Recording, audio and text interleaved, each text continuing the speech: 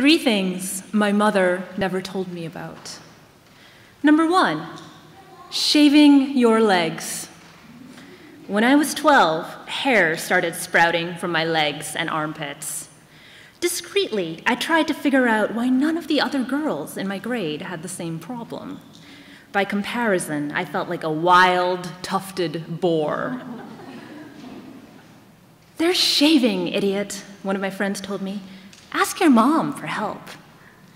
The thing is, my mom's Chinese. She doesn't have hairy legs or armpits.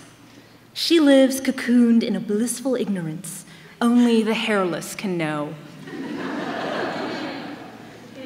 When I asked her for help, she said, "I had armpit hair when I was younger, but when I came to America, it disappeared."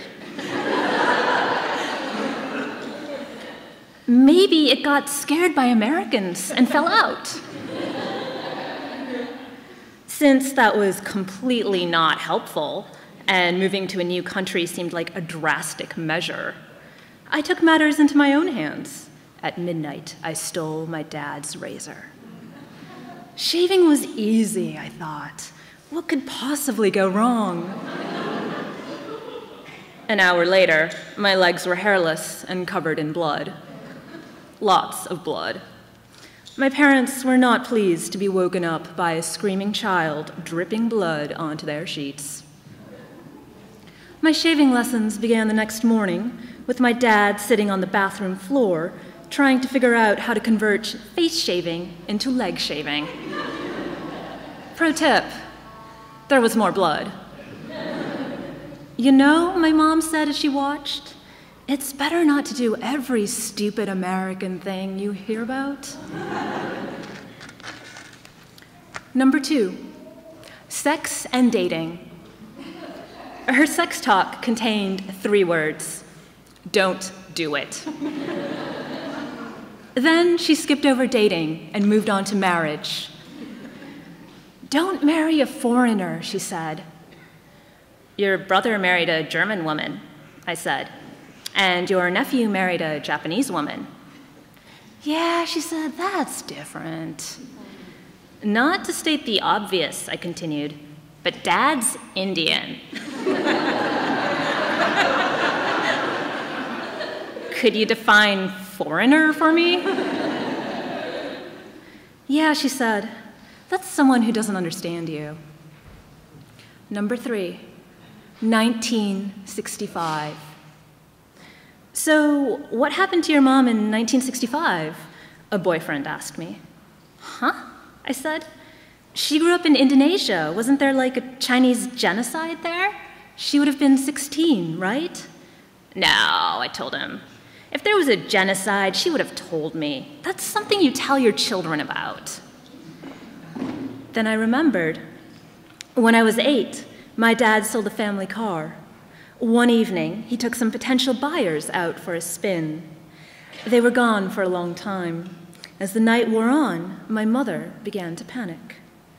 "What if something really bad happens?" she asked me. "Like he sells the car?" "Like he never comes back," she said. "Like they kidnap him and do something to him." I said. That was short for, "I'm like 8, this is totally inappropriate mother behavior. Please stop freaking me out. God, what is wrong with you?" "Okay," I told my boyfriend, "I'll do some research." This is what I learned. In 1965, Indonesia went on a communist purge. In practice, this meant killing off Indonesia's Chinese. Some were beaten, others were strangled with wire, or shot in the streets. An estimated 1 million people died. "So what happened?" I asked my mother. "You were 16. This is what she told me.